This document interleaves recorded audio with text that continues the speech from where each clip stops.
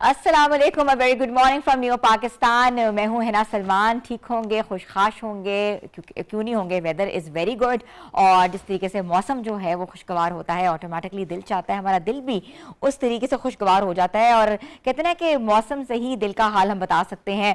तो आपको पता है कि pre monsoon season has just started और जुलाई का महीना है, जुलाई का first week has been predicted by NDMA, जहां जो है प्री मानसून शुरू हो जाएगा। तो अब जो है बेहतरीन ट्रिप्स प्लान हो सकते हैं, मगर प्लीज़ फिर भी आपसे कहा जा रहा है कि उन तमाम जगहों का रुख ना करें जहां जो है वाकई अलर्ट्स जारी किए हुए हैं, या वो सी बेल्ट के करीब एरियाज़ हैं, या ऐसे तमाम एरियाज़ जहां फ्लैश फ्लडिंग, अर्बन फ्लडिंग का खतरा है। मगर you can take a tour on the mountains with your kids and enjoy the perfect weather with perfect supper. तो इस चीज़ को एंजॉय करें और प्लीज़ ये ध्यान करें कि आप मोटरवे का रुख करते हैं तो आपके हर गाड़ी के अंदर जो है वो फायर एक्सटिंग्विशर होना बहुत ज़रूरी है। It's a rule by the government and you need to follow the all the SOPs and rules. और अपनी गाड़ियों को प्लीज़ एक बार फिर जो है उसकी परफॉर्मेंस टेस्ट भी ज़रूर करवा लें, क्योंकि कोई गाड़ियाँ धुआं छोड़ रही हैं या गाड़ियों का जो है वो इंजन प्रॉब्लम्स हैं, या ये ना हो कि रास्ते में गाड़ी कहीं रुक जाए और अल्लाह ना करे कोई हादसा हो जाए। तो ये तमाम SOPs के बारे में हम आपको बार बार इसलिए बता रहे हैं क्योंकि you have to follow the SOPs of NDMA and PDMA के हवाले से बार बार एहतियाती तदाबीर जारी भी की जाती हैं। इसके साथ साथ अपने ऐप्स को फ़ोन्स में इंस्टॉल ज़रूर कर लें। आपके weather apps should be install in the phones. आपके ट्रैवल गाइड्स जो हैं, ट्रैवल रूट्स जो हैं वो इंस्टॉल होने चाहिए, क्योंकि कुछ एरियाज़ ऐसे हैं जहां इंटरनेट सर्विसेज नहीं होती, कुछ एरियाज़ ऐसे हैं जहां ऑफ कोर्स जो है हर जगह जो है वाईफाई अवेलेबल नहीं होता। तो अगर आप रूट करते हैं तो आपको उस राउट के अंदर कोई प्रॉब्लम ना हो। हमने देखा कि पिछले दिनों भी एक बहुत बड़ा मसला हुआ, एक बड़ा वाकया पेश आया, जो कि गूगल मैप की तरफ से जो गाड़ी जो है वो कोयटा जाने की बजाय कहीं और चली गई थी, जिसकी वजह से एक बहुत बड़ा हादसा पेश आया। अल्लाह ना करे किसी भी सूरत हाल में, किसी भी ऐसी संगीनी के अंदर ऐसा कोई हादसा पेश आए जब आप बच्चों के साथ ट्रैवल कर रहे हों। और एक और बड़ी खबर यह है कि लाहौर टू इस्लामाबाद जो है फ़्लाइट्स वो स्टार्ट हो गई हुई हैं। 35 मिनट्स की फ़्लाइट्स हैं। आपका जहाँ पेट्रोल जो है वो 30 to 40,000 लगता है, आप झटपट फ्लाइट लेके जो है कम पैसों में फ्लाइट लेके इस्लामाबाद जा सकते हैं और उससे आगे आप अपना ट्रैवल रूट को डिज़ाइन कर सकते हैं। और रिक्रिएशनल एक्टिविटीज़ के बारे में बात करें, पिकनिक स्पॉट्स के बारे में बात करें, अब द माउंटेन्स के हवाले से बात करें कि कहाँ कहाँ आप जा सकते हैं, तो आप नथिया गली इज़ द सेफेस्ट रूट, आप वहाँ जाएँ। इसके साथ साथ अगर आप नारायण कागान जाना चाहते हैं तो वहाँ प्लीज़ देखें कि ब्लॉकेट तो कोई नहीं है, बिकॉज बहुत सारी गाड़ियाँ, हज़ारों की तादाद में गाड़ियाँ जाती हैं जहाँ फिर रूट्स ब्लॉक हो जाते हैं, ट्रैफिक ब्लॉक हो जाती है, जहाँ फिर आपको पूरा पूरा दिन आपको गाड़ियों में रहना पड़ता है। और कोई कैंपिंग करना चाह रहा है और कोई अपने बाकायदा तौर पे बच्चों के साथ कोई जा रहा है, तो आपके पास तमाम टूल्स होने चाहिए कैंपिंग के हवाले से, जो टूल्स ज़रूरी हैं। और इसके साथ साथ फिर वही वाली बात है कि अपने टूल बॉक्स को, अपने फर्स्ट एड को आपने इक्विप्ड रखना है गाड़ियों में, और छोटी छोटी चीज़ों की एहतियात भी करनी है। अब तो आपको पता है जगह जगह मोटरवेज के ऊपर जो है ऑफ कोर्स जगह जगह इमरजेंसी बूथ्स भी बना दिए गए हैं, और आपको पता है विद इन 5 मिनट्स जो है वो सर्विस आपके पास पहुंच जाती है। और ख़ास तौर पे तेज़ बारिश जहां हो रही है, तेज़ आपको पता है गरज चमक के साथ बारिश जो हो रही है, वहाँ एकदम से निकलने की ज़रूरत नहीं है। जब बारिश थम जाए, रेस्ट एरिया में आप रेस्ट करें, उसके बाद आप टूर प्लान करें। तो ये तो थी टूर के हवाले से बातचीत, मगर आज जो हमारा एक इम्पॉर्टेंट चीज़ है, हम फ्रूट के ऊपर बात करेंगे। आपको पता है जामुन जो है वो बहुत कम अरसे के लिए आता है, मगर वो आता है तो अपने साथ बहुत सी अफादियत लेकर आता है और जगह जगह नज़र आता है। और ख़ास में जामुन जो है वो ख़रीद के नहीं खाते, जामुन हमेशा दरख्तों को तोड़ के खाते हैं। दरख्तों को ऊपर से हम यूं करके हिलाते हैं, जामुन नहीं होता है और उसका अपना ही मज़ा होता है। ये हम बचपन की बात बता रहे हैं, लेकिन सस्ता सा फ्रूट है और आपको पता है कि पूरा मुंह पर्पल हो जाता है, मज़ा आता है कि आप नमक लगा के उनको खाएं। और मगर इसमें कौन कौन सी प्रॉपर्टीज़ हैं जो कि हमारे जिस्म के लिए बहुत फ़ायदेमंद है, ये अंदाज़ा लगाना बहुत ज़रूरी है। ख़ासतौर पे इम्यून सिस्टम के हवाले से बात करें तो that's very important to know about it. और खून में शुगर के तवाज़ुन को बरकरार रखता है। जो पेशेंट्स डायबिटिक हैं उनके लिए भी जामुन इज़ वेरी इंपॉर्टेंट। और आज के प्रोग्राम में हम बात करेंगे न्यूट्रिशन वैल्यू के हवाले से, जामुनों की क्या है, इसको हम कैसे इस्तेमाल करें, किस तरीके से इस्तेमाल करें, इसका जूस या इसका शरबत कैसे बनाएं और कैसे पिएं, और इसके साथ जामुन के साथ हम कौन सी ट्रीट्स ले सकते हैं, कौन सी रिट्रीट कर सकते हैं कि जो जामुन का जो एक छोटा सा टेन्योर आता है हम उसको एंजॉय कर सकें। और बात करने के लिए, रहनुमाई फरमाने के लिए हमारे साथ मौजूद हैं डॉक्टर हिबा उस्मान साहिबा। शी इज़ अ न्यूट्रिशनिस्ट और लेट्स टॉक टू हर। अस्सलाम वालेकुम। वालेकुम अस्सलाम। कैसी है हिबा? अल्हम्दुलिल्लाह। अच्छा हिबा, जामुन बहुत कम अरसे के लिए आता है, जब भी आता है तो we want to rejoice it at any cost. तो जामुन जो है वैसे तो मुंह को पर्पल कर देता है, इसमें एक नेचुरल कलर भी होता है, तो खाने से हमें लग रहा है हमारा पूरा मुंह ब्लैक हो गया है। तो जामुन की फादियत के हवाले से क्या कहेंगी? जामुन देखिए बहुत कम टाइम के लिए आपको, बहुत उसकी ड्यूरेशन बहुत कम है जब वो आता है, और उसकी ड्यूरेशन कम होने की वजह से मैं हमेशा ही मशवरा देती हूँ कि उसको ज़्यादा क्वांटिटी में आप ले लें, क्योंकि उस जामुन के जो आप ऊपर से आप वो गुठली जो होती है वो आपको at the end whole of the year फ़ायदा देती है।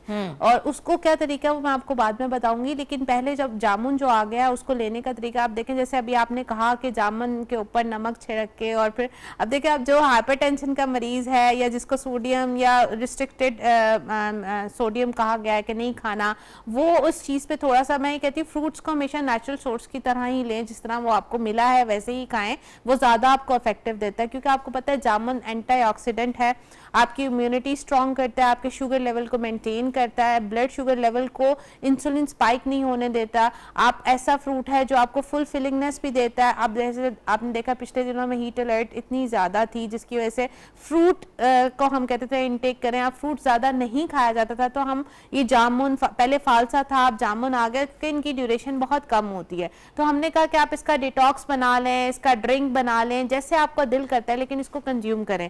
इससे आपकी स्किन भी हाइड्रेटेड रहेगी। सबसे जो कॉम्प्लिकेशंस आती हैं वो लोग जिनको डायबिटिक होते हैं और वो ज़्यादा पानी नहीं पी सकते, लेकिन हम कहते हैं अगर आप इसकी स्मूदी या इसका जूस एक ग्लास को दिन में 3 हिस्सों में डिवाइड करके पी लें, तो शुगर के मरीजों की शुगर भी स्पाइक नहीं होगी, उनका मुंह ड्राई भी नहीं होगा। आपने देखा होगा अमूमन जो डायबिटिक क्लाइंट्स होते हैं, जितने भी डायबिटिक के मरीज हैं, उनका इस मौसम में गर्मी की वजह से तो होता ही है खुश्क मुंह, साथ साथ उनकी डायबिटिक की कंडीशन की वजह से भी जो है ना वो बहुत ड्राई रहने लगता है। अच्छा, जामुन खा के आपका जो मुंह है वो एकदम से ड्राई हो जाता है और आपको थर्स्ट फील होती है, आपको लगता है कि you need to have a lot of water, तो इस फ्रूट में क्या वाटर कंटेंट नहीं होता? नहीं, वाटर कंटेंट होता है।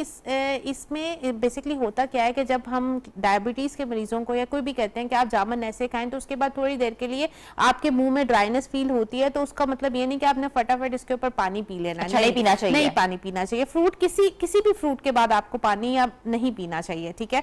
इसलिए हम कहते हैं जिनको ऐसी फीलिंग आती है कि बहुत ज़्यादा ड्राई है, तो आप उस जामुन का जूस बना लें। अब जब आप जामुन लाए हैं उसको पील कर उसके अंदर से गुठली निकाल लें और गुठली को साइड पे कर लें, ठीक है।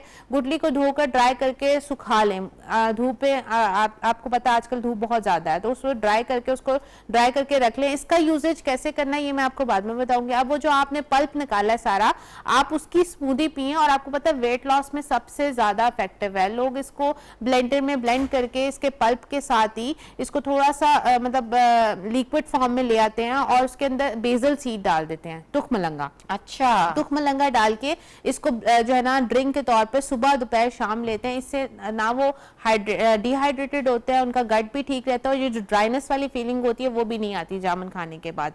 अगर आप उसमें बेसल सीड, जिनको बेसल सीड से इशू है वो चिया सीड डाल लें, लेकिन ये ड्रिंक ऐसे ही बनेगा। फिर इसको लेने का तरीका क्या है कि आप इस जो इसका पल्प है इसको ब्लेंड करें, ब्लेंड करके योगर्ट के साथ कंज्यूम करें। उससे भी आपको ड्राइनेस नहीं होगी, आपका मुंह ड्राई नहीं होगा। इसको योगर्ट के साथ स्मूदी बना लें, पानी के साथ स्मूदी बना लें, जैसे आपका दिल करता है। बच्चे नहीं इंटेक कर सकते, बच्चे आपको पता है जूस की फॉर्म में ज्यादा अच्छे तरीके से ले सकते हैं। बच्चों को भी इसका जो है ना इसको इंट्रोड्यूस करवाएं अभी से, क्योंकि बच्चों को बचपन से ही अगर आप ये आदत डालेंगे खाने की तो ऑटोमेटिकली इनके टेस्ट बड डेवलप हो जाएंगे। और डायबिटिक में कोई आपको शुगर डालने की जरूरत नहीं है। इस पल्प में जो भी आपने इसको लेना है और बेशक रॉ फॉर्म में लेना है। अच्छा, डायबिटीज के जो पेशेंट्स हैं वो कितना कंज्यूम कर सकते हैं, कितनी ग्रामेज उनके लिए जो है प्रेडिक्टेड है?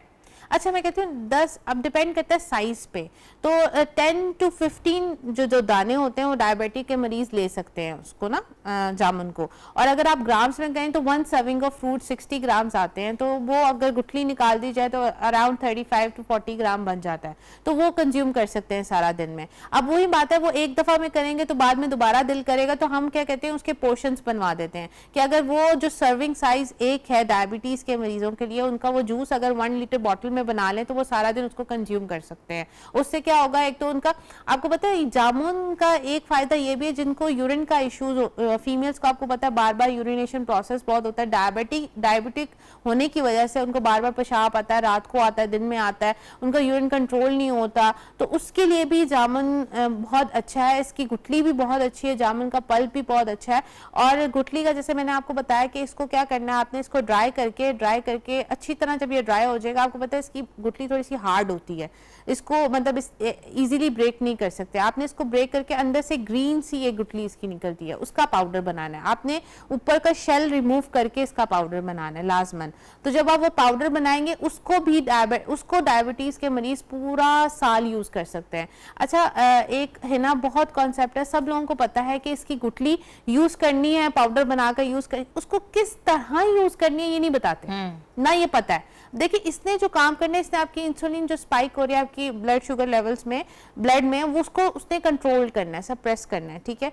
आपने जब इसका पाउडर बना लेना है, जितने भी डायबिटीज के मरीज हैं जो अपनी डायबिटिक की मेडिसिन साथ ले रहे हैं, जब इसका पाउडर बना लेना, आपने डायबिटिक की मेडिसिन साथ लेते ना, इसका 1/4 टीस्पून एवरी मील से 15 मिनट्स पहले लेना है, हर खाना खाने से। ठीक है। जो बेसिक 3 मील्स हैं, ब्रेकफास्ट, लंच एंड डिनर।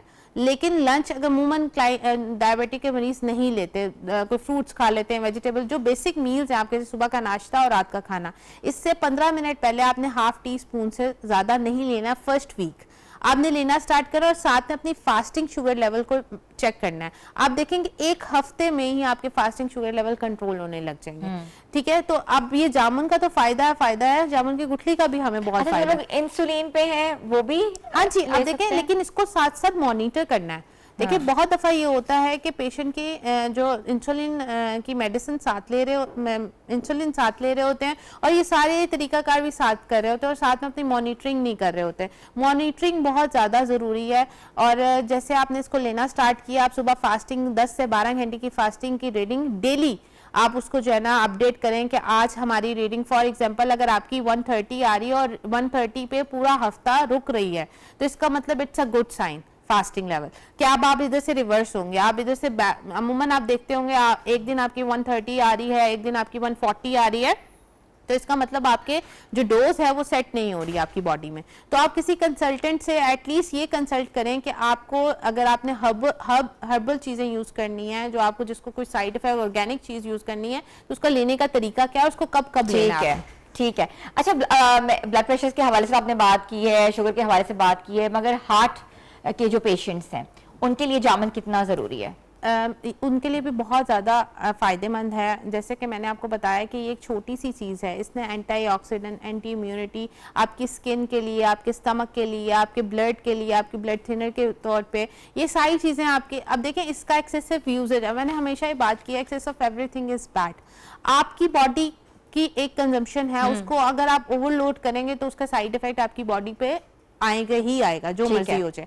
अब जैसे मैंने आपको कहा एक 8 से 12 दाने, अब वो डायबिटिक के लिए 8 से 12 दाने हैं, हाइपरटेंशन का जो मरीज है उसके लिए 15 दाने हैं, 20 दाने, डिपेंड ऑन ठीक है कंडीशन क्या है। हर पेशेंट डिफरेंट है, 5 fingers are not equal. Please अपने आप को एक दूसरे से मैच ना करें, ठीक है। अच्छा, ये जो फ्रूट है ये खाना कब चाहिए? कुछ लोग कहते हैं रात को ना खाओ, कुछ लोग कहते हैं दोपहर में खाओ, कुछ लोग कहते हैं कि सुबह निहार नमू ना खाओ। There is a lot of myths over it. तो जामुन भाई कब खाना चाहिए? फ्रूट्स हमेशा ना, मैं कहती हूँ 12 बजे से लेकर 3 बजे जो दोपहर का टाइम है ना, उसमें कंज्यूम करें आप। उसके बड़े अच्छे रिजल्ट्स आते हैं आपको, आपका डाइजेस्टिव सिस्टम बड़ा अच्छा चल रहा होता है, आपको भूख की क्रेविंग, आपको पता है गर्मियाँ भूख भी कम लगती है, पानी का इंटेक ज़्यादा हो रहा होता है। तो अगर आप यही फ्रूट्स की स्मूदी बनाकर दोपहर के टाइम ले लें तो आपकी ज़्यादा डाइजेशन अच्छी भी होगी, आपका गट अच्छा होगा, आपका स्टमक अच्छा है तो आपकी स्किन अच्छी है, आपकी स्किन अच्छी है तो आप ग्लो करेंगे।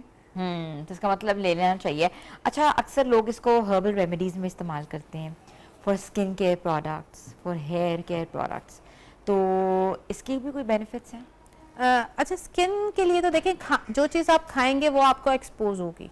खाना आपने सब कुछ है, फ्रूट्स आपको पता है कभी भी आपको कोई बैड इमेज आपकी बॉडी पे नहीं छोड़ कर जाता है, बैड इम्पैक्ट नहीं छोड़ता है कि आप जूसेस मत लें, आप उसको ऐसे इंटेक करें, जूस इज बैड, हमेशा से ये कहा जाता है। हाँ जी, जूसेस इज बैड, बट उसमें जब आप शुगर डाल देते हैं, अब फॉर एग्जांपल अब हमें कोई बीमारी नहीं है और हम अपना वाटर कंटेंट या फ्लूइड इनटेक अच्छा रखना चाहते हैं और हम चाहते हैं कि हम ज़्यादा हमारे लिए हमने किसी भी डिजीज़ को साइड पे रख लें, जब अगर हम नॉर्मल हैं तो हमने वो ज़्यादा कंज्यूम करना है। तो ज़्यादा कंज्यूम के लिए आप without adding any sugar content आप एक पल्प टाइप बना लेते हैं। पल्प में आपको पता है ज़्यादा अमाउंट में फ्रूट डलता है, और अगर हम ऐसे ही खाएं तो हम 12, 13, 15, 20 के बाद हम थक जाते हैं, हमसे नहीं खाया जाता। इसी तरह जैसे हम आयरन डेफिशिएंसी जिन्हें होती है, एनीमिक होती हैं बहुत सी फीमेल्स, उनको हम अगर ओवरवेट नहीं है और अगर ओवरवेट हैं भी सही तो हम बाकी चीज़ों से उनकी चीज़ें कम करके उनको 3 डोज के साथ, जैसे हम ABC जूस कहते हैं वो देना है तो वो देते हैं, क्योंकि उसमें उनकी द क्वांटिटी ऑफ आयरन जो हमने देना है उनको, जो फाइबर देना है वो प्रॉपर एक मील के तौर पर उनको जाता है। वैसे अगर हम उन्हें कहें एक एप्पल खाना है, एक आड़ू खाना है या एक जो है ना आपने बीटरूट खाना है, उनसे नहीं खाया जाता। तो वो डोज जो है ना पूरी कंप्लीट करने के लिए हमारी कोशिश होती है। कुछ लोगों को हम कहेंगे, देखिए जामुन बहुत से लोगों को वो गुठली निकाल के उसको साइड पे रखना है, ये बहुत भी कहा जाता है ये हाथ गर्म है या ये ठंडा है, क्योंकि आपको पता है हर चीज की हम तासीर पे पूछ रहे होते हैं, ये गर्म है ये ठंडा है, तो ये गर्म है कि ठंडा है? मैडम ये मैथ्स ही है, ये अल्लाह ताला के फ्रूट्स हैं। देखा अल्लाह ताला ने गर्मियों में क्यों लेकर आया, ये भी अल्लाह की ब्लेसिंग। हर चीज में अल्लाह ताला इज द बेस्ट प्लानर ना। तो उन्होंने, अब आम को भी लोग गर्म कहते हैं लेकिन खाते तो सारे हैं। तो जामुन आपको पता है गरम ठंडा से कंसेप्ट नहीं है, ये आपकी बॉडी के लिए जितना फायदेमंद है उसको देखना है हमने, इसके बेनिफिट्स की तरफ जाना है, ना कि ये देखना है कि हाँ हमेशा ये कहा जाता है कि आपकी बॉडी 70% वाटर, आपने अपना वाटर इनटेक इस मौसम में बहुत अच्छा करना है। वाटर इनटेक आपका अच्छा नहीं है तो आप कोई भी चीज ले लें आपकी बॉडी को अफेक्ट करेगी। अच्छा, कौन कौन से विटामिन इसके अंदर मौजूद होते हैं? अच्छा, इसमें सब आपको पता है कि विटामिन सी का कंटेंट तो आएगा ही आएगा, एंटीऑक्सीडेंट है, इम्यूनिटी स्ट्रांग करता है आपकी बॉडी में।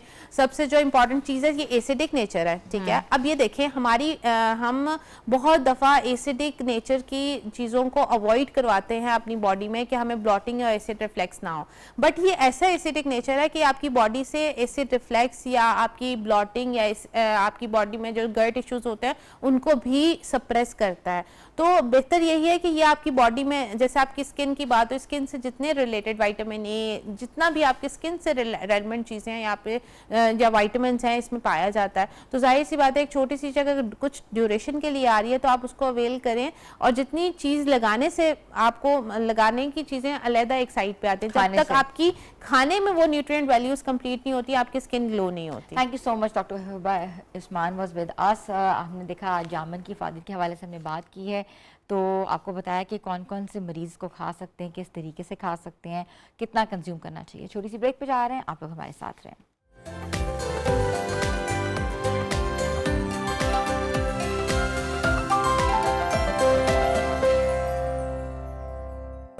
Welcome back viewers. आपने एक लफ्ज़ सुना होगा आजिज़ी, अल्लाह की बारगाह में तौबा करना और इस्तग़फ़ार पढ़ना।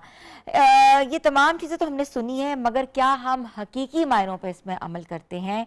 और ये भी हमारी कोताहियाँ होती हैं, हम उसका एतराफ़ भी करते हैं और बार बार अल्लाह ताला से कहते हैं अल्लाह ताला हमें माफ़ फरमा दे, हम इस्तग़फ़ार करते हैं। कुछ लोग ये भी कहते हैं, जैसे सोशल मीडिया पे हमने बहुत सी वैसी वीडियोस देखी हैं जिसमें लोग दावे करते हैं कि फ़लाँ दुआ पढ़ने से या इस्तग़फ़ार करने से या इतनी तस्मीयाँ पढ़ने से, इतनी क्वांटिटी पढ़ने से छुपा हुआ ख़जाना मिल जाता है। और इसके साथ साथ ये भी कहा गया है कि हर मसला जो है चंद मिनटों में, चंद महीनों में हल हो जाता है, और उसके साथ ये भी लगता है कि कोई ना कोई मौज़ा हो जाता है। तो इस्तग़फ़ार की अहमियत कितनी ज़रूरी है, इस्तग़फ़ार कब कब पढ़ना चाहिए, कैसे पढ़ना चाहिए, कितनी तस्बीह पढ़नी चाहिए, और इस्तग़फ़ार के पीछे दुआ कोई है या खाली इस्तग़फ़ार का लफ्ज़ जो है अपने इर्द गिर्द क्या अपने अंदर बहुत से ख़जाने छुपा कर बैठा हुआ है।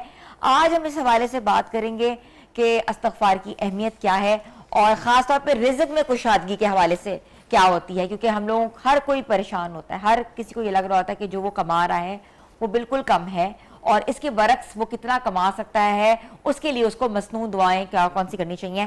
और हमारे साथ मौजूद हैं रूहानी मौलज हैं सैफ कुरैशी साहब, जिनको मैं वेलकम करती हूँ। अस्सलाम वालेकुम सर। वालेकुम अस्सलाम। कैसे हैं आप? ठीक हैं अल्हम्दुलिल्लाह। इतने आप सेटिस्फाइड और कॉन्टेंटेड कैसे हैं ज़िंदगी में? अपने ज़िक्र व अस्कार की वजह से, हाँ, वो स्पेशली जो आपने जिक्र फरमाया अस्तग़फ़िरुल्लाह का, तो अस्तग़फ़िरुल्लाह जो है वो मेरी काफ़ी अरसे से इसके ऊपर तरतीब रही है। अच्छा। और सोशल मीडिया पर अगर आप अस्तगफुरुल्लाह को देखें तो मैंने जितना अस्तगफुरुल्लाह को जिस वक्त कोई भी बात नहीं कर रहा था अस्तगफुरुल्लाह के मौजज़ात के बारे में, तो I brought it in front कि अस्तगफुरुल्लाह पढ़ो और इसमें कायनात की बरकतें हैं। अच्छा। अस्तगफुरुल्लाह पढ़ो, इस अस्तगफुरुल्लाह पढ़ो, इसमें जो है रोज़ी है, रिज़्क़ है, गुनाहों से माफ़ी है, रब ताला की खुशनुदी है। तो अस्तगफुरुल्लाह के तो बेइंतहा मौजज़ात हैं, और पढ़ने चाहिए। पढ़ना चाहिए। अच्छा, हमने ये देखा है सोशल मीडिया पे, जैसे कि आपने तो एक तहकीक करके आप बता रही हैं, लेकिन ऐसी कुछ वज़ाइफ लोग बयान करते हैं कि ये इतना पढ़ो, इतनी क्वांटिटी पढ़ो तो ये मिलेगा, इससे कम पढ़ोगे तो ये नहीं मिलेगा, इससे ज़्यादा पढ़ो तो ऐसा हो जाएगा। तो इस्तग़फ़ार पढ़ने की कोई क्वांटिटी है, कोई तरतीब है, कोई साइंस है कि खुला इस्तग़फ़ार भी पढ़ सकते हैं? खुला अस्तगफुरुल्लाह पढ़ा जाता है, लेकिन अगर आप एक सर्टेन क्वांटिटी का क्या होता है कि रब ताला के साथ एक प्लेज आपकी हो जाती है ना कि सर्टेन क्वांटिटी तो मैंने पढ़नी ही पढ़नी है, यानी इतनी क्वांटिटी में या इतनी अपनी दिल की कैफियत के साथ मैंने इतनी मरतबा रब ताला को याद करना है।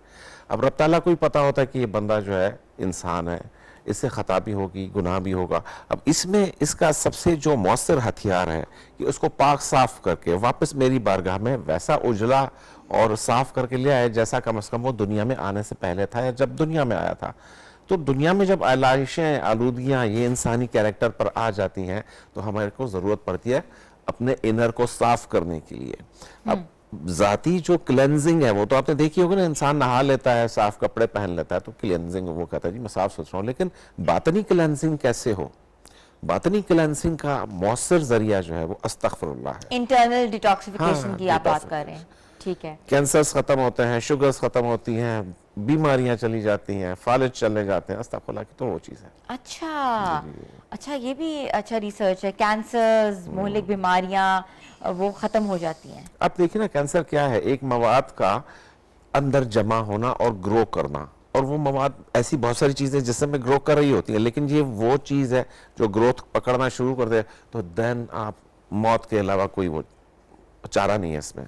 तो उसको साफ करने के लिए ज़ाहिर है मेडिकली तो डिटॉक्सिफाई आप हो रहे हैं ना, अगर ट्रीटमेंट करा रहे हैं कोई भी किसी भी बीमारी का, लेकिन इंटरनली वो चीज़ नहीं चाह रही, रियकर हो रही है। तो उसकी रियकरेंस को रोकने के लिए हमारे अंदर नूर पैदा करना होगा जो जुल्मत की जगह ले ले, वरना जुल्मत ऑक्यूपाई कर लेगी हमारे अंदर मौजूद स्पेस को, शैतान ऑक्यूपाई कर लेगा उस स्पेस को। ईमान की जगह दिल में कदूरत आ जाएगी, नुक्स आ जाएगा। तो अस्तगफुरुल्लाह इन नकाइस को दूर फरमाता है।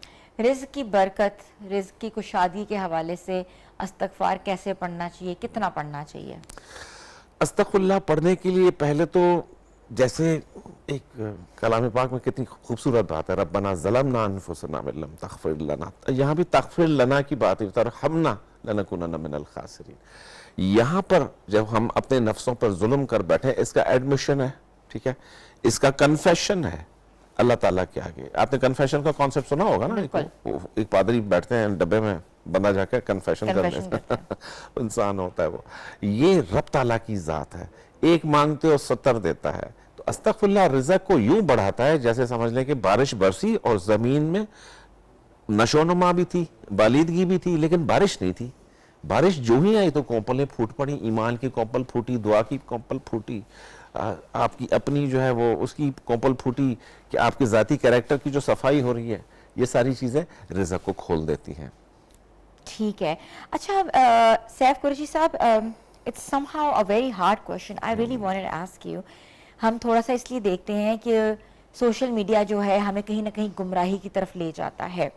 ईमान वाले हैं हम लोग, ईमान का तकाजा यही है कि हमें मुस्तनद बात बताई जाए और उस पर हम अमल दरामद करें। जैसे कुछ चीज़ें आपने देखा कि ये पढ़ोगे तो रातों रात टेलीफोन आ जाएगा, ये पढ़ोगे तो रातों रात जो है ऐसा खजाना जो घर में छुपा हुआ था, जो किसी को भी नहीं पता था, वो आ जाएगा, ये पढ़ोगे तो सुबह बैंक अकाउंट में इतने पैसे आ जाएंगे, ये पढ़ोगे तो जो बिछड़ा हुआ साथी था, दोस्त था, वो कॉल कर लेगा, और फिर उसके बाद ये पढ़ोगे तो रातों रात जो महबूब नाराज है उसको मना लोगे। तो ये सब चीजें जो हैं वो इस्तग़फ़ार के ज़िम्रे में आती हैं। सब चीज़ें अस्तगफुरुल्लाह के ज़िम्रे में यूं आती हैं कि अस्तगफुरुल्लाह हर जिंदगी के उस मैटर में कमी कोताही है जहां पर भी कोई कठिनाई है उसके अंदर आकर फिल कर देता है उस गैप को। चाहे वो रिश्ता है, चाहे वो पैसा है, चाहे वो सेहत है, चाहे वो ग्रोथ है, चाहे वो आपकी कब्र की ज़िंदगी है, चाहे वो कब्र की ज़िंदगी के बाद की ज़िंदगी है। तो अस्तगफुरुल्लाह तो इस तरीके से, और अस्तगफुरुल्लाह पढ़ने की मोहलत हमारे को कितनी मिलती है, पूरा ज़िंदगी अगर आपकी 65 साल की है तो 20 साल तक तो शऊर ही नहीं आता ना, होश ही नहीं होता दुनिया का ज़्यादा, फिर 1/3 हिस्सा नींद में चला जाता है। तो कुल मिला के जो आपकी ज़िंदगी बचती है, शायद पूरी ज़िंदगी में 70 साल इंसान महज 7 दिन अस्तगफुरुल्लाह पढ़ लिया होगा, 8 दिन पढ़ लिया होगा, अगर ऑन एवरेज उसका देखें तो इसकी जो क्वांटिटी है, इसकी जो नज़ाकतें हैं, अस्तगफुरुल्लाह ज़मीन से ख़जानों, यूँ समझे रब ताला की अता है ना, वो तो वो 24 चैनल खोले, जो भी विंडो खोले, अस्तगफुरुल्लाह एक चाबी है उस विंडो के खोलने की। अब उस विंडो के पार आपको ख़जाना दिखता है, आपको सेहत मिलती है, आपको पैसे मिलते हैं, आपको रिश्ता मिलता है, आपको जो भी मिलता है वो आपकी अपनी कैपेसिटी के हिसाब से रब ताला एडजस्ट करते हैं। ऐसी वीडियोज़ जिनमें ये बातें बताई जाती हैं कि जी आज पढ़ो कल ख़जाना मिल जाएगा, हो सकता है जो वीडियो बनाने वाला हो उसका तजर्बा ऐसा रहा हो, हम उसको कुछ नहीं कह सकते, ऐसा रहा हो तजर्बा। एक इंसान है कहता है जी मेरे साथ मौजज़ात हो रहे हैं, तो हम डिनाई नहीं कर सकते ना उस बात को, उसकी पर्सनल स्टेटमेंट है। तो इस तरह की जब बहुत सारी स्टेटमेंट्स जमा होती है तब कोई थ्योरी या फैक्ट एस्टैब्लिश होता है कि हाँ यार ये इस चीज़ की इसमें तासीर है, तो फिर वो बनते बनते बात बन जाती है कि हाँ ये पढ़ोगे तो ये होगा, एक एस्टैब्लिश प्रिंसिपल है। भाई ख़जाना आए नहीं है, अस्तगफुरुल्लाह से रिज़्क़ तो आएगा, अस्तगफुरुल्लाह से गुनाहों की माफ़ी तो होगी, कम से कम कदूरतें तो साफ होंगी, आलाइशें तो निकलेंगी, और आप उजले बिल्कुल साफ सुथरे निकल आते हो। क्यों मैं पढ़वाता हूँ अस्तगफुरुल्लाह 7000 मरतबा रोजाना, रोजाना 7000 आप 7000 मरतबा रोजाना मैं रिकमेंड करता हूँ, अपने क्लाइंट्स को रिकमेंड करते हैं कि पढ़ें। उसकी सक्सेस स्टोरीज की मेरी एक सीरीज चलती है, हर महीने में 2-3 एपिसोड्स मुझे करने पड़ते हैं, इतनी स्टोरीज जमा हो जाती है, इतनी जमा हो जाती हैं अस्तगफुरुल्लाह की सक्सेस स्टोरीज। वेरी नाइस, ठीक है। सैफ कुरैशी साहब हम हमारे साथ ही रहेंगे, छोटी सी ब्रेक पे जा रहे हैं, ब्रेक के बाद वापस आ रहे हैं। आप देख रहे न्यू पाकिस्तान।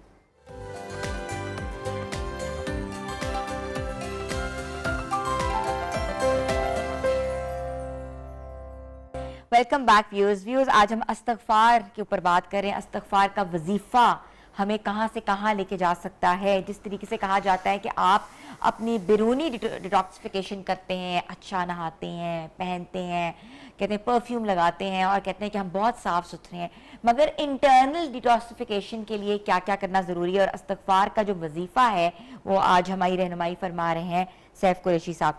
सैफ कुरैशी साहब, दुआ, करामत और मुअज़्ज़ा, इन तीनों चीज़ों में क्या फ़र्क है? दुआ रब ताला का पसंदीदा अमल है, ठीक है। रब ताला ने बार बार 35 से 40 मकामात ऐसे आते हैं कलाम पाक में जब रब ताला ने इंसिस्ट किया है आपको, या एग्जाम्पल्स दिए हैं। जैसे सबसे जो मशहूर दुआ हम पढ़ते हैं, रब्बना आतिना फिद दुनिया हसनतन व फिल आखिरत, इस तरह से रब्बना के ऊपर जो 40 दुआएं आती हैं, तो ये रब ताला गोया कि ट्रेनिंग दे रहे हैं हमें कि इस तरीके से मांगो, इस तरीके से दुआ मांगो। मैं सुनता हूँ दुआ, इतना ब्रॉड और बड़ा स्टेटमेंट आपको ना किसी मजहबी किताब में नहीं मिलेगा, इतनी अश्योरेंस के साथ। एक ज़ात गिरामी जिसने ट्रिलियंस ऑफ कायनात बनाए बैठे रब ताला, वो ज़ात आपको कह रही है आप मुझसे मांगो।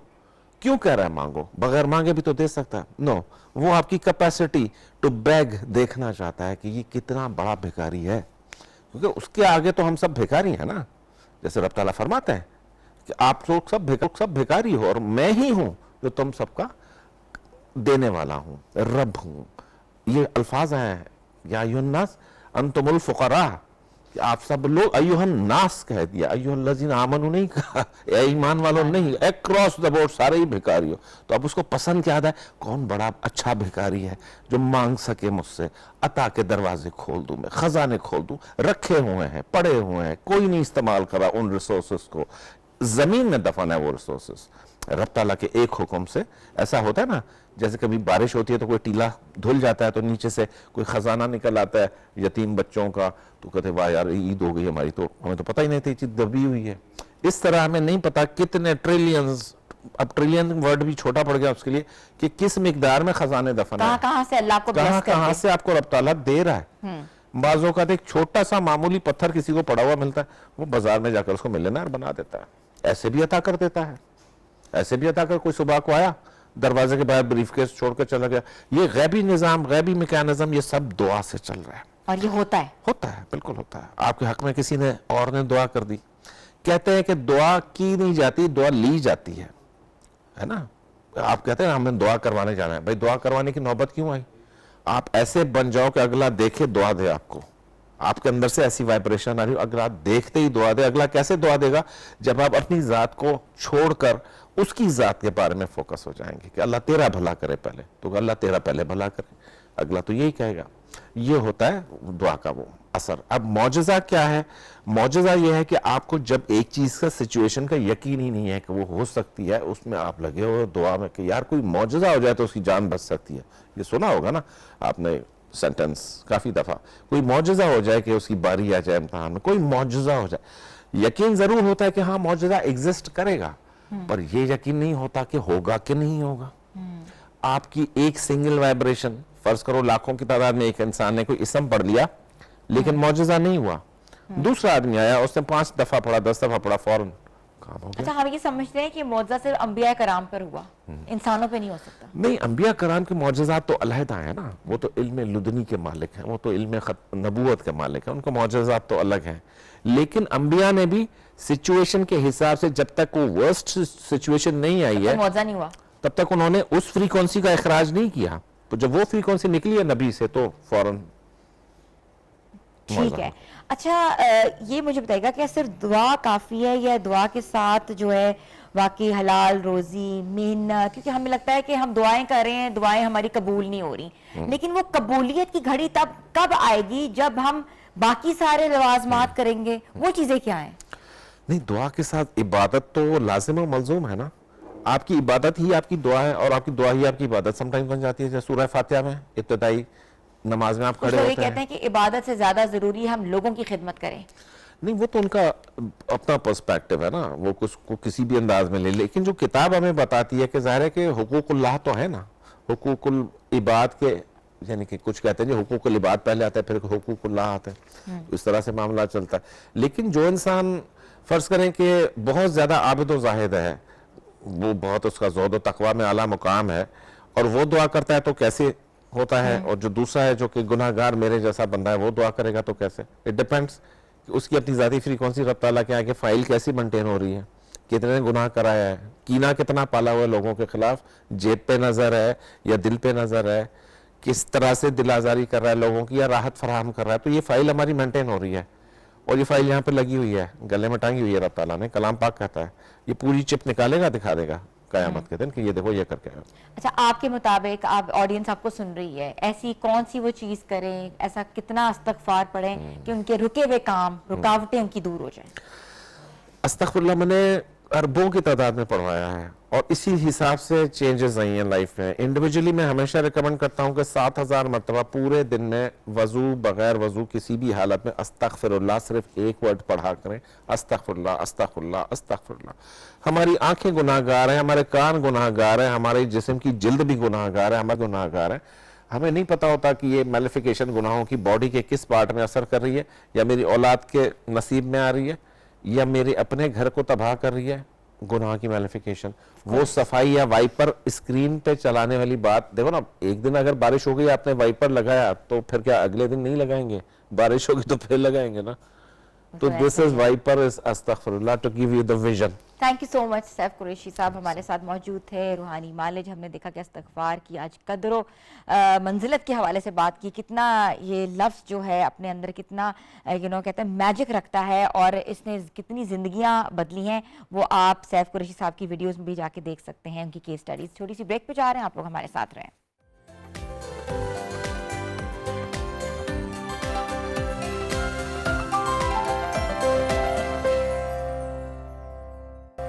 Welcome back viewers. स्किन के हवाले से हमने हमेशा अपने प्रोग्राम में सबसे ज़्यादा इंपॉर्टेंस दी है कि स्किन जो है वो बहुत अच्छी होनी चाहिए। स्किन के साथ ऐसा लगता है कि आपकी कंप्लीट लुक आ जाती है। ग्लास स्किन होनी चाहिए, कोरियन स्किन होनी चाहिए, स्पॉटलेस स्किन होनी चाहिए, ब्लेमिशेस फ्री स्किन होनी चाहिए। मगर स्किन के साथ साथ जो एक और कहते हैं ना कि पर्सनालिटी ट्रेट होता है, वो होते हैं आपके बाल। और बाल जो होते हैं नजरें एंड में बालों पे जाती हैं। किसी के बाल कम है तो हम कहते हैं हाय इसके तो बाल कितने कम थे। कोई किसी को साइड से जो है गंजपन है, हम कहते हैं हाँ ये तो गंजा हो गया है। और किसी के बाल गिर रहे हैं तो हम कहते हैं पहले तो इसके बाल इतने ज्यादा थे और अब इसके बाल इतने से रह गए हैं। और लड़कियों का जो कहते हैं ना दुखती रख पे पांव रखने का मतलब है कि उनके बालों के बारे में बात कर लो। और इवन लड़कियों का क्या, अब तो मर्द भी ऐसे ही हैं, मर्द भी आपको पता है कि बाल भी लगवा रहे हैं, सर्जरीज भी करा रहे हैं, विगे भी मर्दों ने लगाई हुई है, पैच भी लगाए हुए हैं, तो लड़कियों से ज्यादा मर्द भी बड़े हसास बन गए हुए हैं। मगर कुदरती तरीका क्या है कि ऑफ कोर्स हमने स्ट्रीकिंग भी करनी है, हमने कलर्स भी करने हैं, हमने फैशन डाइज भी करने हैं, अपने अपने बालों के साथ छेड़छाड़ी भी करनी है। और वो जो एक होता है ना कि पुराने ज़माने में ख़वातीन या माएँ कहती थी कि शादी से पहले बालों को नहीं छेड़ना, तो वो नुस्खा जो है वो कदीम हो चुका हुआ है। क्योंकि अब तो बच्चियाँ 14 साल की होती हैं तो सबसे पहले कहती हैं हमने डाई कौन सा कराना है, जहाँ केमिकल्स हैं, जहाँ उसका रिएक्शन है, जहाँ वक्त बदल रहा है वहाँ सब चीज़ें बदल रही हैं। तो बदलते वक्त के साथ साथ जो है हमारी चीज़ें कितनी ख़राब हो रही हैं और बालों के मसाइल, सफ़ेद बाल जल्दी हो रहे हैं और एलोपेशिया हमें हो रहा है। उसमें हम लोग ये कहते हैं कि आंवला रीठा लगाएं, सिकाकाई लगाएं, उससे ठीक हो जाएगी। मगर ज़िंदगी का जो तर्ज बदला है उस तरीके से रेमेडीज़ भी बदल गई हैं, वक्त के साथ साथ रेमेडीज़ चेंज हो गई हैं। बैक टू नेचर के बारे में तो हम बात करते ही हैं, मगर बैक टू नेचर में भी सच मुस्तनिन तरीका कौन सा है जो कि हर किसी को नहीं आता। सुनी सुनाई बातों पे अमल ना करें, ऐसे मुस्तनिन हर्बलिस्ट के पास जाएं जो कि वाकई एक मैजिकल एक अरोमा क्रिएट करते हैं, एक मैजिक क्रिएट करते हैं। तो हमारे साथ मौजूद हैं आपा नैयर, आपने उनको हमेशा से देखा है, तो आज बालों की इफादियत, बालों के हवाले से हमें हमारी रहनुमाई फरमाएंगी। अस्सलाम वालेकुम आपा। हाँ जी, वालेकुम अस्सलाम। कैसी हैं? अल्हम्दुलिल्लाह, बहुत शुक्र अल्लाह। अच्छा आपा, पहले तो हम मेहंदी लगाते थे बालों में, याद है आपको? काली मेहंदी, दूसरी मेहंदी, बाल वाइट हो रहे हैं, मेहंदी लगा लेनी और बाल एकदम से ऑरेंज हो जाए, तो वही हमारा हेड आई होता था। हाँ जी, उसके बाद काली मेहंदी आई तो काले हो गए बाल। ऐसे ही है। मगर अब जो है वो जिस तरीके से डाइज हैं, बालियाज हैं, स्ट्रीक्स हो रही हैं, पूरे पूरे हेयर कट हो जाता है, उसके बाद हम डाई करते हैं, उससे बाल तबाह हो रहे हैं। बिल्कुल एंड में वो झाड़ू सा बना होता है बालों का। ऐसे ही है, ऐसे है। हाँ जी, सबसे पहले तो ये है कि इस तरह की जो केमिकल ट्रीटमेंट्स हैं इनको जितना अवॉइड कर सकते हैं अवॉइड करें, ठीक है। आजकल एक्सटेंशंस वगैरह आ गई हुई हैं, दिल कर रहा है कुछ थोड़ा सा चेंज करने को, तो आप एक्सटेंशंस जो है वो लेके रख लें इस तरह की, तो वो आप लगा लें, क्योंकि बाल जो है ना वो आपके सर का ताज है। तो बाल जो है वो सर का ताज है। हाँ, हम तो शोहर को कहते थे शोहर हमारे सर का ताज है, अब बाल हो गए, शोहर नहीं है। ऐसे ही है। नहीं, शोहर तो रहेगा हमेशा। हाँ। लेकिन बाल ताज है। ऐसे ही है, तो बाल नहीं है तो आपकी जो शख्सियत बालों से ही आप देखें, आपकी जो पर्सनैलिटी, आपकी जो शख्सियत है, हल्का सा मेकअप कर ले, बाल आपने अच्छे से बनाया तो सारी लुक जो है वो चेंज हो जाती है। तो जब बाल ही आपके सर के ऊपर नहीं होंगे तो वो जाहिर सी बात है कि फिर आप क्या करोगे।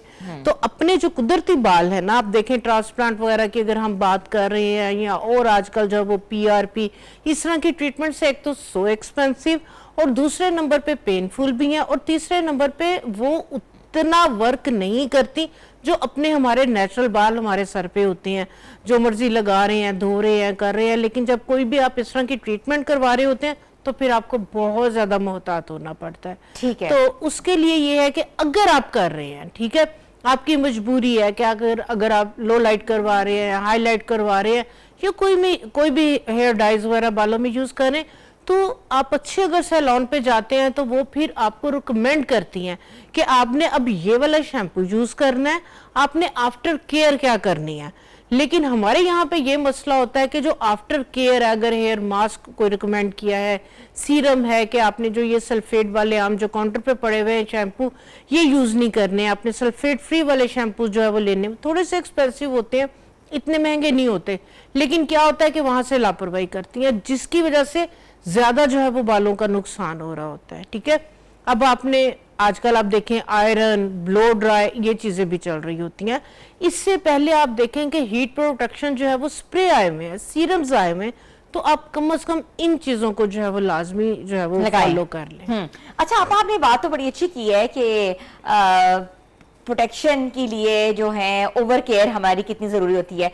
सल्फेट फ्री शैम्पूज जो हैं, मुझे याद है आप पहले बनाना भी सिखाती थी घर में, कैसे बनाते हैं सल्फेट फ्री शैम्पूज, मगर ओवर द काउंटर्स फिर भी उनमें केमिकल तो होता ही होता है। हाँ जी, तो सल्फेट फ्री शैम्पू के आपके बालों को जो है वो प्रोटेक्ट कर देते हैं?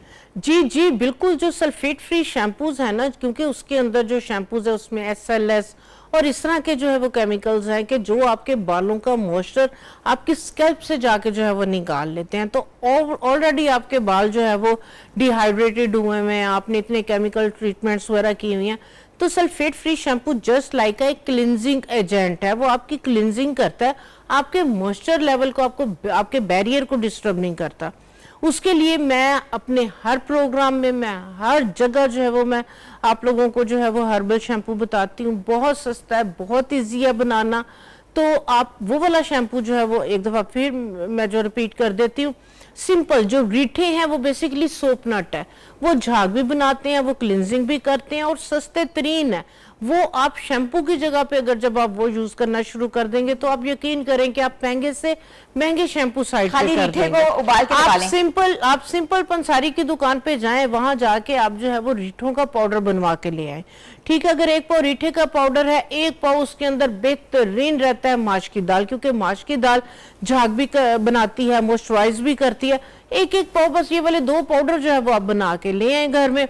ज्यादा से ज्यादा 200 रुपया लगेगा आपका, और आपका पूरा महीना, चाहे हफ्ते में 2 दफा बाल धोएं, 3 दफा, 1 खाने का चम्मच आप ये वाला पाउडर लें, उसको जो है वो 1 कप खोलते हुए पानी में डालें, 5 मिनट के लिए छोड़े, ये आपका बेहतरीन जो है ये शैम्पू बन जाएगा।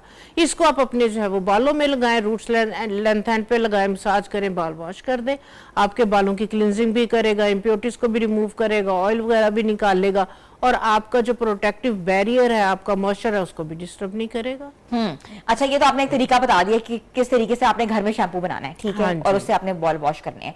अक्सर लोगों को बाल झड़ हो जाता है, हाँ जी, बीच बीच में एलोपेशिया जिसको कहते हैं, हाँ कहीं बाल खत्म हो जाते हैं, हाँ जी, स्किन अजीब सी आ जाती है, जिससे बाल नहीं उगता। हाँ बिल्कुल प्लेन हो जाती है तो स्किन। उसका क्या तरीका है? हाँ जी, एलोपेशिया हो जाता है काफ़ी लोगों को इस तरह से। इसमें यह है कि सबसे पहले तो आप एहतियात करें। आप अगर कहीं सैलून वगैरह पे जा रहे हैं, कोशिश करें अपना टॉवल, अपना ब्रश, अपनी कंघी रखें। घर के अंदर अगर किसी को हो गया तो ये एहतियात करें बहुत ज़्यादा। उसके बाद इसके लिए जो है वो बहुत सिंपल सी जो है वो रेमेडी है, रसौंत। ये आपको आराम से पंसारी की दुकान से मिल जाएगी। आपने क्या करना है, रसौंत आप ले आए, रसौंत और बाउची या बापची, ठीक है। आपने क्या करना है, आपने 50 ग्राम जो है वो रसौंत ले लें, 100 ग्राम बापची का पाउडर बना ले। ये एक तरह से सीड है। आपने क्या करना है, जहां पे एलोपेशिया हुआ है वहां पे आपने थोड़ा सा कपड़े के साथ रब कर लेना बालों को, सर को धोने के बाद, ताकि ब्लड सर्कुलेशन बेहतर हो। उसके बाद आपने जो ये बाउची और रसौंत थोड़ा सा पानी मिक्स करके ये वाली मरहम सी आपने उस जगह पे लगा लेनी। ये आप 4 से 5 दिन के लगाएंगे, 4 से 5 दिन के बाद आप देखेंगे कि आप आपके वहां से बाल उगना शुरू हो जाएंगे। अच्छा, ये इतनी कमाल की रेमेडी है। स्किन के ऊपर बाल आ जाएंगे। स्किन के ऊपर पहले वो थोड़े से दाने से बनेंगे मसाम, क्योंकि वहां पे क्लियर हो जाते हैं, हल्के हल्के से दाने बनेंगे, वहां से मसाम जो है वो खुल जाएंगे और आपके बाल। अच्छा, लड़कों की और लड़कियों का इशू है, साइडें गंजी हो जाती है, साइडों से सबसे पहले बाल उतरते हैं। लड़कों के भी माथे आपने देखा है पूरे उन्होंने पीछे तक हो जाते हैं, हेयर लाइन खत्म हो जाती है। हाँ जी, बिल्कुल ऐसे ही है। उसका क्या तरीका है? हाँ जी, उसके लिए भी यही वाली रेमेडी है। यही रेमेडी आप जो है वो एक पाउडर फॉर्म में बना के रख ले। जब आप जो है वो इजी है, घर आ गए हैं, सर धोया, आपने पहले टॉवल या कपड़े के साथ वहां से रब करना है 1-2 मिनट, ब्लड सर्कुलेशन को तेज करना है। उसके बाद आप ये पानी के अंदर मिक्स करके मरहम लगा के 1 से 2 मिनट मसाज कर लें। 4 से 5 दिनों के बाद इंशाल्लाह ताला वहां पे आपके जो है ना वो बाल उगना शुरू हो जाएंगे। ठीक है आपा, बिल्कुल हमने आपसे लाइव डेमो भी कराना है, शैम्पूज भी बनवाने हैं, सीरम्स भी बनवाने हैं, कंडीशनर्स के ऊपर भी बात करनी। छोटी सी ब्रेक पे जा रहे हैं, ब्रेक के बाद हम वापस आते हैं, आप लोग हमारे साथ रहें।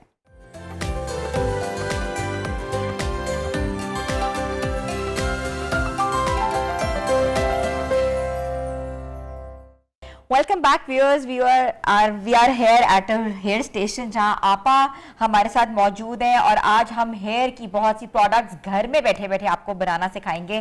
तो इसके लिए आपको कुछ चीज़ों की ज़रूरत है जो कि आपा बताएंगी। आपा, हमें कौन कौन सी चीज़ों की ज़रूरत है? हाँ जी, सबसे पहले तो जिन लोगों की आई लैशेज, आईब्रोज जो है वो गिर रही होती हैं, तो सिंपल जो है वो आप लोग कैस्टर ऑयल लगा रहे होते हैं। तो कैस्टर ऑयल गर्मियों के अंदर उलझन कर रहा होता है, तो कैस्टर ऑयल से ज्यादा जिसके मुझे अच्छे रिजल्ट मिले, ये वाला पौधा आप देखें, मोर पंख, ये आम लगा हुआ है। मोर पंख, ये आप कहीं पे भी बाग वगैरह में चले जाएं, कहीं अगर क्लोज में आप करके दिखाएं, इसको मोर पंख जो है ये बोलते हैं। तो बड़े प्यारे हैं। हाँ जी, इसकी खुशबू देखें कितनी एरोमेटिक है, इतना अच्छा इसका अरोमा है। और आप बिलीव करें, इसके इतने मुझे कमाल के जो है वो रिजल्ट मिले। जिन लोगों की आई लैशेज, आईब्रो जो है वो गिर रही होती हैं, ग्रोथ नहीं कर रही होती, तो आपने क्या करना है कि थोड़े से ये मोरपंख आपने इसकी ये टहनियाँ हटा देनी। आपने इस तरीके से इसकी जो नरम वाली कंपनी है ये उतारनी है। मुट्ठी भर के ये लेनी है, थोड़ा सा आपने पानी और थोड़ा सा अदरक का टुकड़ा ये ब्लेंडर में डाल के आपने ब्लेंड कर लेना है और उसके बाद इसको स्टेन कर लेना है। ये देखें, ये इस तरीके से जो है ना, ये आपका एक लिक्विड सा जो है ये रेडी हो जाएगा। ये हाथ दिखाएं जरा ही ना, बैक करें। ये देखें, ये आपने जो है वो अपनी आईलैशेस पे, आप अपनी आईब्रोज पे, ठीक है, नाइट में आप फारिग हैं, इजी हैं, आप इसको बना के रख लें। 8 दिन के लिए ये खराब नहीं होगी, 8 दिन के बाद दोबारा फ्रेश बना लें। तो ये आपने क्या करना है कि आपने अपनी आईब्रोज पे अच्छी तरह लगा ले, अपनी आप इसको लैशेस पे भी लगा ले, कोई आंख में भी चला जाएगा तो किसी किस्म का कोई नुकसान नहीं है, ठीक है। तो ये लगा रहेगा, ये 5-7 मिनट के बाद ये बिल्कुल इस तरीके से स्किन के अंदर एब्जॉर्ब हो जाएगा, ड्राई हो जाएगा। ये आपकी जो इतनी सेंसिटिव एरिया है वहां पे आपके आई लैशेज, आईब्रो के बालों की ग्रोथ इसके साथ बेहतर होगी। बाल, कुछ लोगों के आई लैशेज के बहुत गिर रहे होते हैं, गिरना रुक जाएंगे। तो जब ये आई लैशेज के लिए इतना इफेक्टिव है, तो आप खुद सोचें कि ये सस्ती सी और आम सी जो इधर उधर आपके पार्क में लगी हुई है, जिसपे आपका कुछ भी नहीं लगना, तो इसको अगर आप ब्लेंड करके, आप जिस तरह से हम लोग बात कर रहे थे कि जिन लोगों की जो है वो, ये देखिए जिस तरह हिना के बाल हैं, ये स्प्लिट एंड जो है वो बने हुए, क्योंकि जाहिर सी बात है डेली बेसिस पे आयरन हो रही होती है, ब्लो ड्राई हो रहा होता है। तो यही वाला आपने क्या करना है, पानी इसी तरीके से बना के अपने हाथों पे लगा के, आपने ये देखे इस तरीके से लगा के, अगर स्प्लिट एंड्स आपके बने हुए तो आपने इसको मेल्सिफाई इस तरीके से अच्छे से करना है। जरूरी नहीं है कि जो तेल है वही आपके बालों के सारे मसलों का हल है। बरसात में या गर्मी के अंदर जो है वो ऑयल फायदा देने की बजाय नुकसान दे रहा होता है। इसके अंदर यकीन करें कि बालों के लिए इतने जबरदस्त ऐसे कंपाउंड्स हैं कि जो आपके क्यूटिकल्स के अंदर जाके, आपके बालों के शेफ्ट के अंदर जाके, आपके जो 2 मुंह बन रहे होते हैं, क्यूटिकल्स खुले होते हैं, उन्हें बंद करते हैं, बालों को हाइड्रेट करेगा, बालों को मॉइस्चराइज करेगा। इसको आप स्कैल्प के ऊपर भी, अपनी रूट्स, अपनी पूरी लेंथ, अपने सारे आप यहाँ पे, और जिन लोगों के स्प्लिटर्स बने डेली बेसिस पे ब्लो ड्राई आयरन करते हैं, तो आपने क्या करना है, इसको इस तरीके से एमल्सिफाई जरूर करना है, ठीक है। इससे क्या होगा कि पेनिट्रेशन अच्छी होगी, हमारे हाथों की जो हीट है उसके साथ जो है ये अच्छी तरह से जो है वो पेनिट्रेट, ब्लो ड्राई वगैरह नहीं करना, ठीक है। हमारे हाथों की जो सर्कुलेशन, जो हीट है, वो इसके लिए ज्यादा बेनिफिशियल है। जो ब्लो ड्राई की हीट है वो बंद करेगी, आपके मॉइस्चर को उड़ाएगी। तो अच्छे से जो है वो आप इस तरीके से करके 1 से 2 दफा आप इसको लगाएंगे, 1 से 2 दफा आप करेंगे, आप यकीन करें आपको जो है वो इंशाल्लाह ताला हेयर बोटॉक्स के रिजल्ट मिलेंगे, स्प्लिट एंड आपके खत्म होंगे और आपके बालों की ग्रोथ अच्छी होगी और बाल गिरना रुक जाएंगे और डैंड्रफ को भी खत्म करेगा। ये सही है। हाँ जी। इसके बाद जो है वो आप देखें, गर्मियां हैं, और गर्मियों के अंदर जैसे हम अभी मेहंदी की बात कर रहे थे, तो जो बच्चियां चाहती हैं कि हम बगैर डाई के जो है ना, हम इस तरह का केमिकल फ्री हमारे बालों में शाइन आए, ठीक है, तो उसके लिए आजकल जो है वो महागनी शेड, जैसे हल्का सा रेडिश और मैरून टाइप का आजकल तो बहुत पसंद करती हैं बच्चियां। और मुझे अच्छी तरह याद है, हमने अपनी कॉलेज यूनिवर्सिटी लाइफ के अंदर ज्यादा यूज ही जो है वो हीना की है, ठीक है। तो थोड़ा सा हमें जो है वो, जो बात हम कर रहे थे बैक टू नेचर की, हमें थोड़ा सा जो है वो नेचर की तरफ आना पड़ेगा, ठीक है। मेहंदी आप लें, पंसारी की दुकान पे जाएं, उन्हें आपके कि मुझे केमिकल फ्री वाली मेहंदी चाहिए, मुझे केमिकल वाली नहीं चाहिए, तो उनके पास जो है वो केमिकल के बगैर वाली जो है वो मेहंदी होती है, ठीक है। तो आपने क्या करना है, मैं आपको 2 तरह से कलर बनाने बताती हूँ। एक ब्राउन कलर, जो लोग रेडिश या मैरून नहीं पसंद करते, उसके लिए आपने क्या करना है, ये देखें इस तरीके से जो है ये मैंने हर्बल ऑर्गेनिक जो है ये ब्राउन कलर बनाया है। इसको बनाने के लिए हमने क्या करना है, इस तरीके से आपने जो है वो गुड़ या शक्कर ले लेनी है, ठीक है। कोशिश करनी है कि आप इस तरह से, लोहे की कढ़ाइयां जो पहले होती थी, ये तो स्टील की कढ़ाई है, आपने लोहे की कढ़ाई लेनी है और इसको आपने रात के अंदर जो है वो रेडी करना है। 1 खाने का चम्मच जो है वो इसके अंदर आप जो है वो गुड़ लेंगे, और कोशिश करें कि गुड़ जो है वो पुराना वाला हो, ब्लैक गुड़ हो, और जो है वो व्हाइट वाला ना हो, क्योंकि व्हाइट के अंदर जो है ना वो बेकिंग सोडा लगा के उसको जो है ना वो ब्लीच किया हुआ होता है, ठीक हो गया। ठीक है, इस तरीके से ये ले लिया। 1 खाने का चम्मच ही इसके अंदर हम लेंगे आंवले का पाउडर, ठीक है। और इस तरह से जो कड़ी पत्ता है, ठीक है, ये घरों के अंदर इधर उधर जो है वो जगह जगह लगे हुए होते हैं। आपने क्या करना है कि इस तरीके से, हाँ जी, सुबह में जो लोग कड़ी पत्ता अगर लगा हुआ है, सुबह में इसके 10-15 पत्ते अगर आप खाना शुरू कर देंगे तो ये आपकी शुगर को कंट्रोल करने के लिए बहुत जबरदस्त है। आपके मेटाबॉलिक को जो है ये फास्ट करने के लिए, आपकी गट हेल्थ के लिए बहुत अच्छा है, ठीक है। इस तरीके से हमने जो है वो आंवला पाउडर, गुड़ डाला, उसके बाद कड़ी पत्ते डाले। इसके अंदर हम डालेंगे 10 से 15 लौंग। लौंग आपको पता है बालों की ग्रोथ के लिए, स्टिमुलेट करने के लिए, फॉलिकल्स को कमाल के इसके जो है वो रिजल्ट है। और उसके बाद हम डालेंगे इसके अंदर बालचड़। ये इस तरीके से ये देखिए होते हैं जैसे बाल होते हैं, या जटामासी भी इसको बोलते हैं, ठीक है। थोड़ा सा बालचड़ लेके ये गिरते हुए बालों को रोकने के लिए और बालों की ग्रोथ के लिए बेहतरीन है। ये आपने डाल के आपने क्या करना है, लोहे की कढ़ाई पे इसको जो है ये गर्म करना शुरू कर देना। आप इसको जो है वो हिलाते चले जाएंगे तो ये गर्म होके तो ये बिल्कुल ब्लैक हो जाएगा, ठीक है। ब्लैक होने के बाद इसको पीस लिया, ये देखिए इस तरीके से पाउडर बनेगा।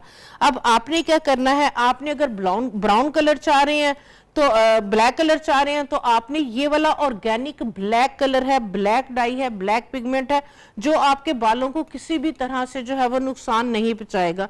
इसको जो है वो हम एलोवेरा जेल के अंदर, ठीक है, ऑयल के अंदर अगर आप मिक्स करेंगे तो ये बालों के अंदर कलर को पेनिट्रेट नहीं करेगा। आपने क्या करना है, इसको ये देखें एलोवेरा जेल के अंदर ही ना, ये देखिए कितना जबरदस्त जो है ये ब्राउन कलर है। देखने में आपको ब्लैक लग रहा है, ये ब्राउन आपका जो है ये कलर बनेगा। इसको अपने धुले हुए बालों के अंदर, आपके जहां से व्हाइट बाल है, आपने जो है वो सारे बालों में लगा लें, चाहे रूट्स में जहां से व्हाइट है वहां लगा लें।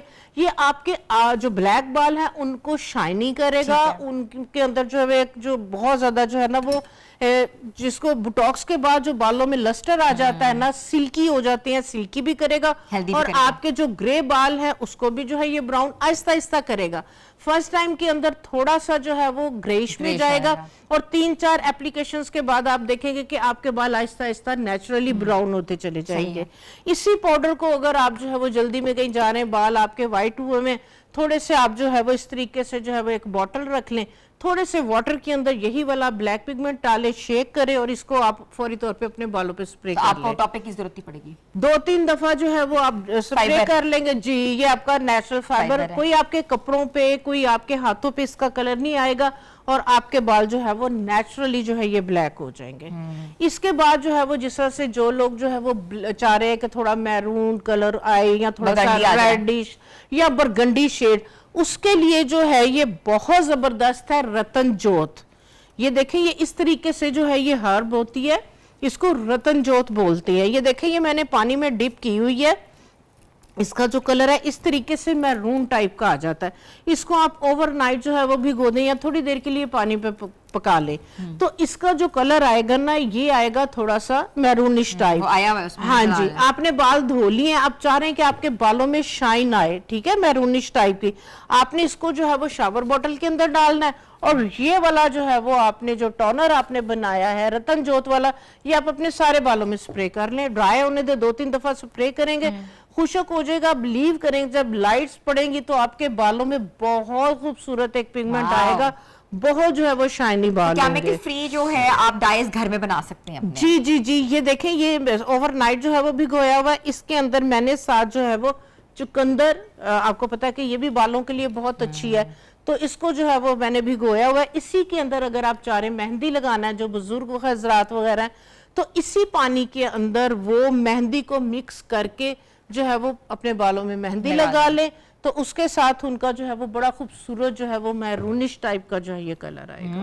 Very nice. अच्छा आपा हेयर सीरम हम जो प्रोटेक्शन के लिए यूज करना चाहते हैं ब्लो ड्राई और स्ट्रेटनिंग से पहले, वो कौन से होते हैं? हाँ जी, ये देखिए इस तरह से शावर बॉटल्स आपके पास जो है वो घर में होती हैं, ठीक है, कोई चीजें मुश्किल नहीं है, हर चीज जो है वो लिखे हुए आपने नुस्खे होते हैं, बस थोड़े से प्रैक्टिकल करके जब यूज करेंगे ना तो रिजल्ट मिलेगा, फिर आपका दिल करता है कि आप इनको बार बार रिपीट करें।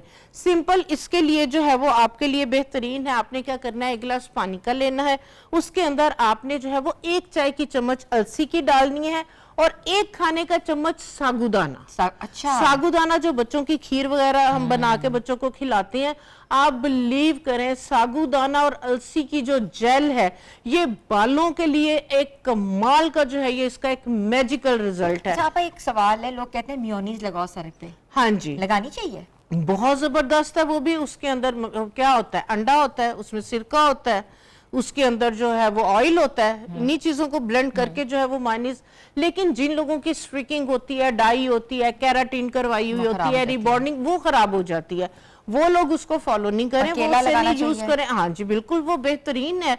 उसको थोड़ा सा माइल्ड कर ले और डाइल्यूट कर ले, उसके अंदर दही और अंडा ऐड करके, 1 अंडा डालें, 1 खाने का चम्मच माइनीज डालें, और उसके अंदर जो है वो आप थोड़ा सा दही डाल के उसको ब्लेंड करें।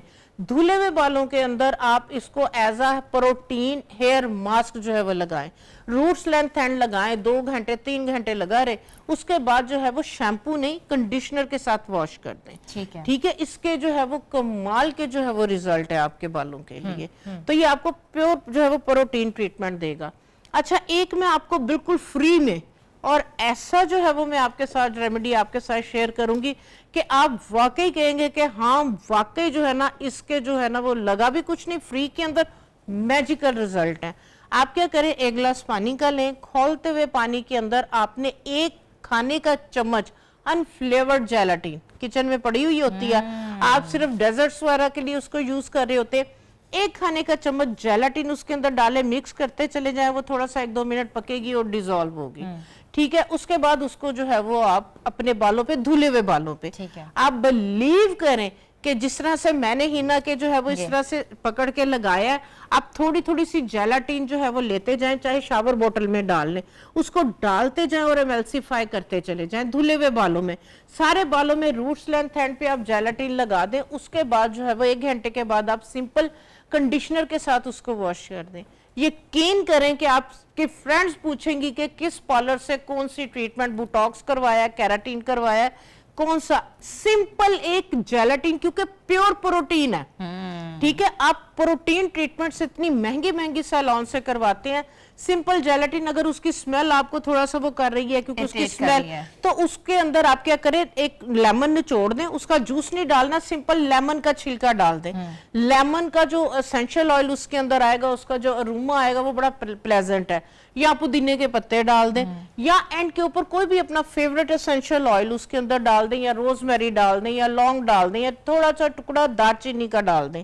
दालचीनी का टुकड़ा, जो दालचीनी की ये क्वालिटी है कि ये जितनी भी स्मेल होती है ना उसको ये अपने अंदर एब्जॉर्ब कर लेता है।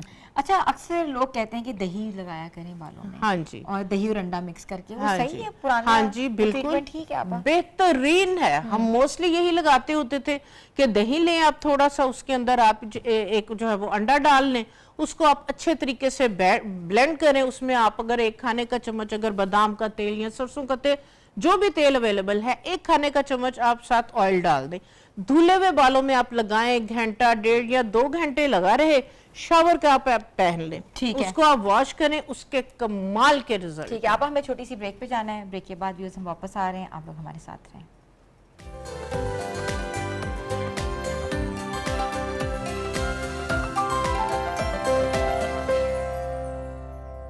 Welcome back viewers. आपको पता है कि मॉनसून का सीजन जो है वो आ गया है, बारिशें जब होती हैं ज़्यादा तो आपकी स्किन सबसे ज़्यादा मुतासर होती है, और इस सीज़न में, इस वेदर में जो है दाने बहुत ज़्यादा निकल आते हैं और जगह जगह एलर्जीज़ भी हो जाती हैं। बारिश का पानी खड़ा होता है, अक्सर हम लोग स्ट्रीट फूड भी खाते हैं जिसकी वजह से हमें पेट का भी मसला हो जाता है, डायरिया भी हो जाता है, एलर्जीज़ भी हो जाती हैं और स्किन दानों से भर जाती है। तो दानों के लिए क्या करना चाहिए, क्योंकि ट्रीटमेंट्स तो एक लॉन्ग प्रोसेस होता है, आपको आहिस्ता आहिस्ता आहिस्ता अफाका होता है, मगर होममेड रेमेडीज़ जो होती हैं वो नेचुरल होती हैं, वो बहुत ज़रूरी होती हैं। तो आपा हमारी रहनुमाई फरमा रही हैं। आपा बताएं कि दानों का क्या इलाज है? हाँ जी, फेस के ऊपर अगर एक्नी हो रही है और खासकर जैसे ही बरसात का मौसम शुरू हुआ है, इसके अंदर जो है वो एक तो अपने खाने पीने को थोड़ा सा, अपना जो स्टाइल है, लाइफस्टाइल, उसको थोड़ा चेंज करें। इसके अंदर फ्राई चीज़ें, जंक फूड्स वगैरह इस तरह की चीज़ों को अवॉइड करें। ठीक है, मैदे की चीज़ें, बेकरी आइटम्स, इन्हें अवॉइड करें, क्योंकि पसीना बहुत ज्यादा आ रहा होता है, पसीने से आपको पता है हमारी बॉडी से मिनरल्स भी जा रहे होते हैं, तो मिनरल्स की कमी और बॉडी के एसिडिक होने की वजह से जो है ये सारे प्रॉब्लम इशू हो जुबान रहे का होते चस्का हैं। कैसे खत्म करें? बस जबान का चस्का थोड़ा सा कंट्रोल करना पड़ेगा, उसके लिए आप देखें कि बेहतरीन है लेमन पानी, लेमन वाटर। स्कंजवी। आप देखें कि कितनी, बचपन में मुझे अच्छी तरह याद है कि बरसात के अंदर गर्मियों में यहाँ दही वाली लस्सी नमक डाल के चल रही होती थी, और नमकीन जो है वो स्कंजी, नमकीन स्कंजी के अंदर देखें आप लेमन है और उसमें पिंक सॉल्ट है, जो मिनरल्स आपकी बॉडी से जा रहे होते हैं, विटामिन सी आपको उससे मिलता है।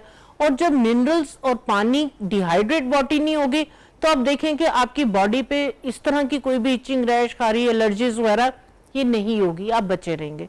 दूसरे नंबर पे कपड़े अपने साफ सुथरे, बिस्तर अपना जो है वो साफ सुथरा।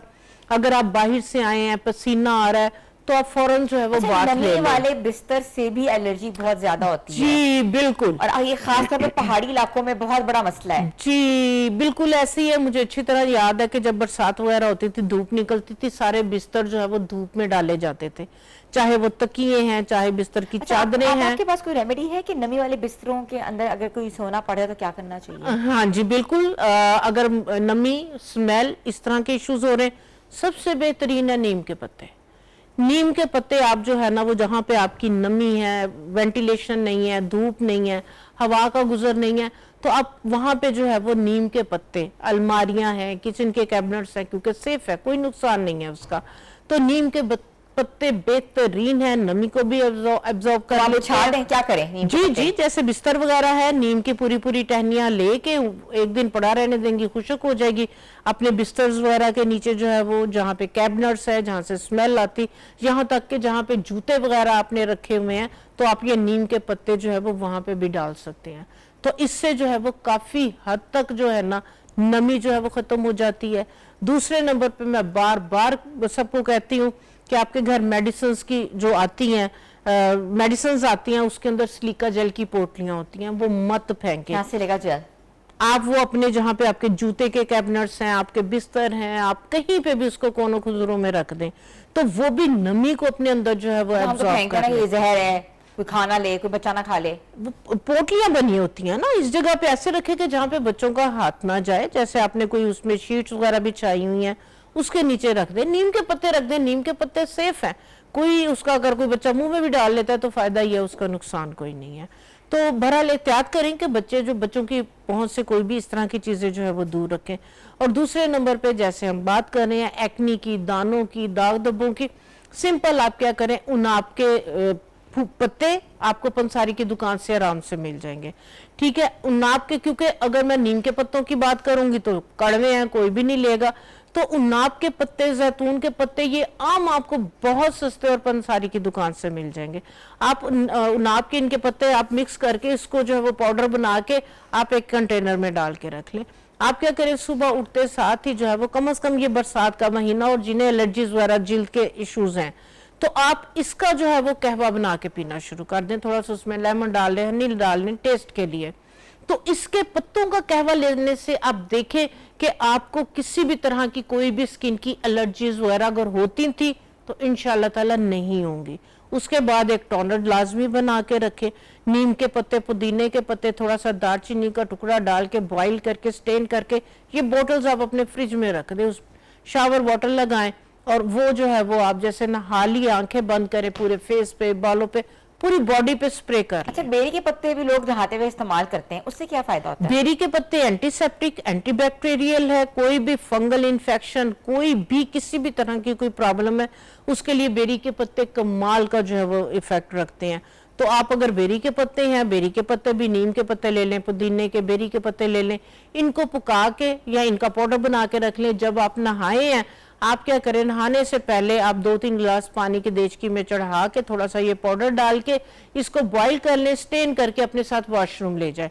आपने नहा लिया, नहाने के बाद फाइनल रेंज में ये वाला डिब्बा अपने पूरे सर पे डालें, पूरे सर पे, पूरी बॉडी पे जो है वो उसको ड्राई होने दे, आप कपड़े पहन लें, उसमें कोई भी आप अपना फेवरेट जो है वो एसेंशियल ऑयल साथ डाल दें। आप देखें, आपको अगर बहुत ज्यादा एसिडिक पसीना आता है, आपके पसीने से स्मेल आती है, बार बार पसीना आता है, वो नहीं आएगा, ईचिंग, रैश, खारिश इसके साथ नहीं होगी, और सारा दिन जो है वो आपका बड़े अच्छे से गुजर जाएगा। अच्छा, आपका इंसेक्ट बाइट का तरीका क्या है, किसी को हो जाए तो? हाँ जी बिल्कुल, अगर इस तरीके से हो जाए तो किचन में आपके पास जो है ना वो सुहागा लाजमी होना चाहिए। सुहागा या फटकड़ी, ठीक है, उसका पाउडर वो एक चुटकी लें, थोड़े से पानी में मिक्स करके फौरन लगा लें, वहीं पे सुकून हो जाएगा, कोई वहां पे दाना नहीं बनेगा, कोई एलर्जी, कोई rash. Thank you so much. आप हमने आज कंप्लीट सेगमेंट किया है स्पेशली बालों के हवाले से, किस तरीके से सल्फेट फ्री शैम्पूज बनाने हैं, केमिकल फ्री डाइज के हवाले से कि वो कैसे घर बना सकते हैं, इसके साथ साथ सीरम्स और हेयर बोटॉक्स पे जो है वो भी आज हमने बात की है, और साथ साथ जिसकी पलकें अगर झड़ जाएं या आपके आईब्रोज झड़ जाएं तो उसके लिए क्या करना चाहिए। किसी ने कोई चीज़ मिस कर दी है तो हमारे सोशल मीडिया पेजेस पे, न्यू पाकिस्तान के पेज पे जाके जो है कंप्लीट सेगमेंट देख सकते हैं। तो व्यूअर्स, आज का प्रोग्राम कैसा लगा, अपना फीडबैक जरूर दीजिएगा, आपका फीडबैक हमारे लिए बहुत ज़रूरी है। मिलेंगे कल नए प्रोग्राम के साथ, अपनी होस्ट को इजाज़त दें, अल्लाह हाफिज़।